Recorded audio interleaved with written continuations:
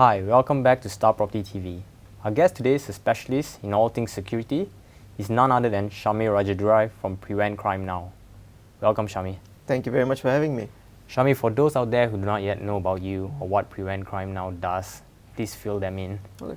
Basically, Jonathan, what we do is that we look into the realities of crime in Malaysia and we try to come up with the easiest and simplest solutions to prevent from becoming a victim. Instead of waiting for somebody to be victimized before we take action, we like to come up with strategies on how can we just prevent it from the very start. That's basically what we do. But I think the biggest advantage or the biggest difference in what we do is that we first study the reality of crime in those areas before we come up with any strategies. Any interesting studies so far? We've done quite a number. In fact, we've worked with quite a few agencies as well. A few things which we looked at, I think, very extensively would be actually property safety to one of the very few aspects. And what prompted you to come up with Prevent Crime Now? I think the main reason why myself and my colleagues came up with the organization was because we wanted to move away from the whole idea of that you need self-defense or you need martial arts to protect yourself. Though most of us are trained in martial arts, right. We've got black belts, we've got gold medals for fighting. But we said, no, let's move away from that. How does someone who has never learned martial art protect themselves? So that's where we said, we should actually think of prevention before, or fighting back in a situation. We should think about the preventive part of it first. Right, and interesting. And I also understand that you're a certified CPTED specialist. Yes, I am. In the most basic explanation, what is CPTED? Okay, I'll just break down what CPTED is. CPTED stands for Crime Prevention Through Environmental Design, CPTED. Yep. What that talks about, that it moves away from the conventional idea that you need gates and guards to keep your neighborhood safe. It moves away from that. And it basically talks about that to keep a neighborhood safe, actually the design and the environmental design of the neighborhood is what keeps it safe. For example, lighting, landscaping, the neighborhood, the neighbors themselves. So this is actually what keeps a neighborhood safe. Gated and guarded neighborhood are probably yesterday's version of a secure neighborhood. And how effective is the implementation of CPTED? Would you dare say that it's more important than using advanced technology like these high-tech security alarm systems or CCTVs and stuff like that? I'm not going to deny the fact that the advancement of technology doesn't help reduce crime. It does. It actually helps reduce crime, but it's expensive. It's expensive. Every day there's going to be new technology. So when is it going to stop? Yep. Today there's a new alarm system. Tomorrow am I going to change to the latest one? So CPTED actually has proven to be a bit more effective. In fact, about 148 Majlis Perbandaran or bandarayas have actually adopted it. And that has actually helped crime reduce in a lot of the cities. So not just in theory, but according to statistics, it has actually helped reduce crime. Just that we feel that developers have not adopted it enough. Or there's probably a lack of understanding of the adaptation of CPTED within Malaysia itself. And looking at crimes 10 years ago and today, how has the nature of neighborhood crimes evolved? I think crime has definitely evolved over the years. But I guess one of the ways is that with the use of technology as well, with new high-tech CCTV, there's always a way around it as well. And every criminal, I guess, in every neighborhood is unique in its own way. That is why we cannot say just because the security measures in one neighborhood worked, it's going to work in the new one. So every neighborhood is unique in its own way, and that is why we need to be able to customize the security system and the safety system of each neighborhood.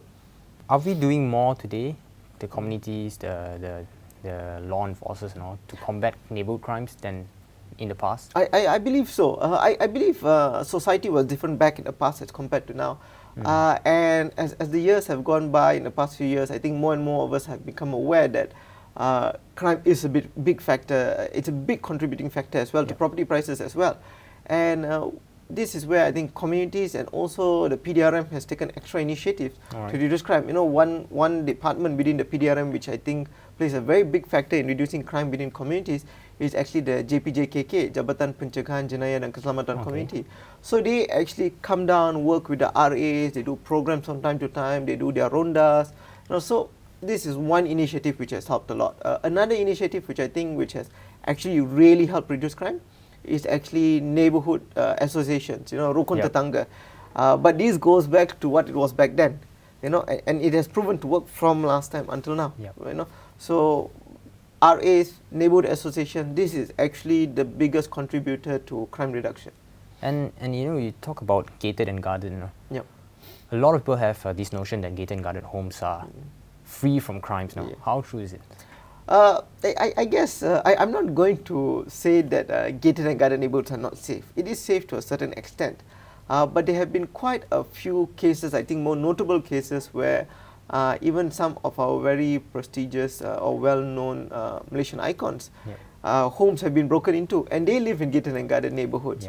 So I'm not going to say that it doesn't help. It does help to a slight extent. But again, gated and guarded neighbourhood is yesterday's version of a safe neighbourhood. The new implementation would be CPTED, because this again falls back to many other factors. Crime, like we said, has evolved over the years. But unfortunately, we are still relying on the idea of gated and guarded, which is, it's a bit past this time, I guess. And you talk about gated and guarded and the implementation of CPTED. What about old neighbourhoods? That they're not designed in ways to prevent crimes, and they're not even gated and guarded. What can the residents do? The simple steps they can take to improve the safety of their neighbourhood? A few things would be, one would be to get in touch with their Majlis Bandaraya or Perbandaran, because then they will come down and do a very quick assessment. And we've worked with Bandarayas on that. We do a quick assessment, give our input on what additional features can be added. Sometimes it will be as simple as maybe cutting down some trees, adding more lighting. So these are some things which can be done. Another thing which can be done, I think this would be an initiative by the neighbours themselves, is get together.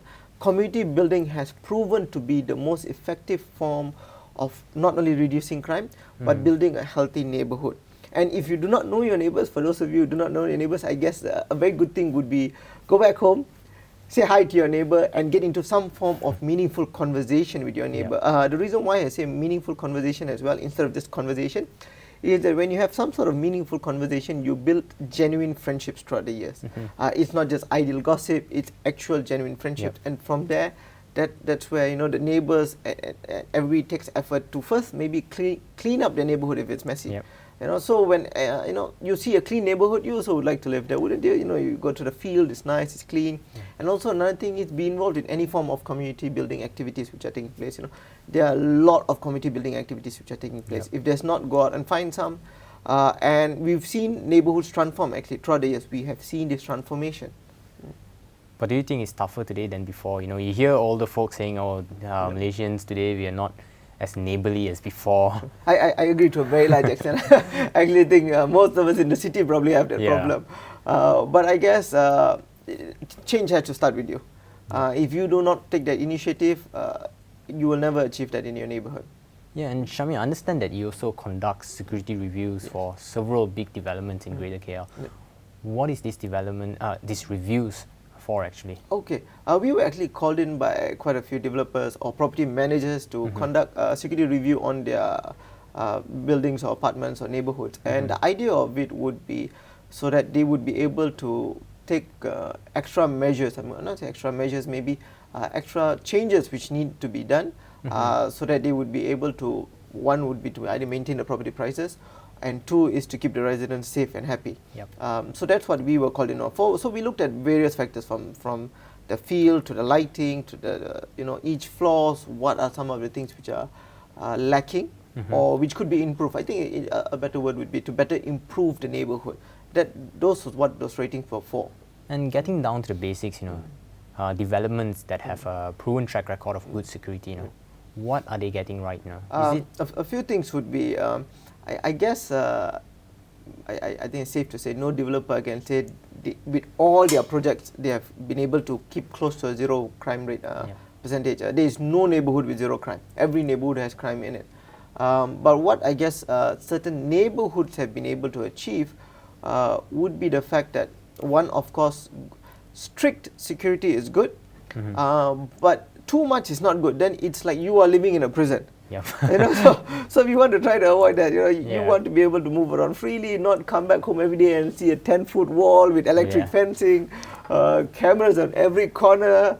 A few things would be the fact that again it goes back to the community building activities which happen in the neighborhood. Two, maybe a strict process of security, whereby certain neighborhoods we see, just because you drive a big car and you wave at the guard and he lets you in. So maybe no matter how big your guide or what title you carry, you have to register if you're an outsider. Those are strict good SOP. strict SOPs, I guess. Those would be good. And also maybe the usage of local security guards would be an added benefit to some of these developments as well, because of maybe the language barrier or also the understanding of the culture here. Maybe that would be good. And also it's because as Malaysians, I think a larger part of Malaysia has this issue where they look down upon the foreign security guards. These guys are coming here earning an honest living, they're doing the best they can, and then you come there and you start shouting at them and you start threatening them. So they cannot enforce what they're supposed to enforce. That's where it gets very tricky for foreign security guards. I'm not going to say they're not doing a good job. I think it's us that's making it difficult for them to do a good job. All right, and interesting. And earlier you mentioned about security and property prices. Is there a very distinctive positive correlation between good security and the value of the property? Okay, I think in the past few years, especially with the younger buyers and as well, that's become a bit of a concern, security, because young families now, you want to raise a child, you want to make sure it's safe. It's not back then when we were younger. You want to go to the field, go to the field. Why do I need to follow you? My parents say, why do I need to follow your field? Right there, go. Nowadays, if your child wants to go to the field, please follow your child. You don't want them to get kidnapped. So this has been a big concern for young parents or those looking into starting families as well. They want to ensure when they go back home, it is safe, that their kids can go to the field and not worried about being kidnapped. There's a bit of peace of mind. And there have actually been quite a few articles lately proving that. Surveys have been done to actually show that next to the location of the property, security comes very next. In the past few years, it was actually top 3. Now it's moved up to top 2. Top 2. So it's more important than the property prices actually. It helps with the property price. In fact, if your property is safe, you are going to be able to at least sell it for a very decent price. In comparison, just say you are staying in a very posh area, but security is terrible in the area, and you want to sell me an apartment for ringgit 1 million, I'll say no, I'm going to go to another one. So it has to be worth my money, where I can go back home and feel safe. And many allude to the fact that there isn't sufficient law enforcement. What do you have to say about this sentiment? And should the community or private sector do more to contribute to the safety of neighbourhoods? As far as it comes to law enforcement, I believe, because there are also a lot of laws protecting human rights coming at the end of the day. So I guess to a slight extent to say that the law is not strict, I wouldn't say that. It's just that the legality behind it is that if I would like to persecute you as a criminal, I need evidence. So you're guilty until proven. You're innocent until proven guilty. Innocent until proven guilty. So I have to have substantial evidence to prove that you actually were about to commit a crime or you're actually involved in it. If not, it's going to be a waste of our resources as well, time and money. So I'm not going to say that the law is not strict. I'm going to say that we have probably made it a bit easier for criminals to move around with certain laws that protect human rights. It's not a bad thing, but it's being used to the advantages of criminals. And so by and large, Malaysian criminal laws, are they draconian or too lenient? Because we often hear about Rudy Giuliani's heroics, and as the former mayor of New York City, is this like get tough policies the right modus operandi to reducing crimes? I guess it would depend on the neighborhood. Certain neighborhoods would require that, certain neighborhoods maybe not. And depends what type of crime are we looking at. Rudy has done amazing things in New York. It's reduced crime to a very large extent as well. But I guess the proper question we should be asking is that which direction should we be looking at? Should we be comparing ourselves to the states? Or should we be comparing ourselves to other countries? In my personal opinion, I believe comparing ourselves to the United States in terms of safety and security is not the best direction to head at. Right. because these are countries which are continuously building more and more prisons. Okay. So with that, with building more and more prisons, it just shows that they're just locking up criminals. Locking up criminals does not solve crime. Yep. I think a very good example would be the Netherlands and Sweden. Yep. These are countries which have actually been shutting down prisons over Yep, the yep. years. So these are maybe the direction we should be looking at. What are they doing that's good? How are they reducing crimes, to the extent that, we hear Netherlands shutting down prisons? Yeah. What are they doing right? I guess the very simple solution of education.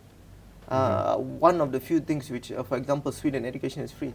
Yeah. So maybe that's a very good thing. So it doesn't matter what social standard you have in society, you are going to be able to achieve that education. And education is key factor to a person finding a job at the end of the day, Yep. finding opportunities. And I think another thing which is very important would be the fact of equal opportunity. If everybody is given that equal opportunity and with proper education, I think our crime rates in Malaysia will be reducing as well. All right, and a personal question. Yes. If you are on the look for a property and say, without any budget constraint, Okay. which type of development you would go for Okay. that ensures safety? Okay. There would be two. One, if I was buying a property which is going to be built, which is in the process of being built, and two, which is already in the neighbourhood, which is already built. Yeah. How would I choose the two? The first would be if I'm going to buy a new property. Of course, since budget is not a constraint, location is always number one. Okay. But two, I would be looking at the security features. And the best time is always to look at the scale model. So I'll be looking at the scale model. I'm seeing, okay, how is the walkway leading up, let's just say, to my apartment? Is the walkway within the perimeter? Is it wide enough? Is it safe? Is the landscaping nice? Of course, when I ask them what are the security features, everybody's going to say, yeah, we've given you all the security features. Yeah. But I'm also going to be looking beyond that. The guardhouse, how well built is the guardhouse? That's very important, because you have to understand the first point of access is the guardhouse. Yep. And if that is not, the structure is not solid enough, then you're just inviting criminals in. The second would be if we were to look at also the common play areas and the common areas within the property itself. All right. How is it built? What is the vision behind it? That would be what I'll be looking at if it's a new development. If it's already a built environment, a built neighborhood, the first thing I did, or I would do, would be I would take a drive in the evening, just to see how the community moves around or interacts. Are the kids playing in the field? Are the parents together in the field? Talk to the security guard, just asking me what are some of the issues here. Do the residents simply scold you or not? So that at least that way you get a feel of what kind of neighborhood you're moving into. The last thing you want to do is move into a neighborhood and have issues from the very start. Maybe you're not good friends with your neighbors, you don't jive with your neighbors. So those are things I would look at. All right, Shamir, it's been a very interesting conversation. Thank you very much. If anyone want to reach you, how can they get in touch with you? A few ways. One, you can always just go onto our website. It's www.preventcrimenow, PREVENTCRIMENOW.com. All right. Or you can always just drop me an email at shamir@preventcrimenow.com. All right. Thanks for joining us. And there you go, guys. Another episode on StarPropertyTV. If you like what you see, please give our video a like and subscribe to our channel. I'm Jonathan Roberts. See you next time. All right. Thanks. All right. Okay. Okay. Yeah. All okay. I'm all good. Yeah. I just.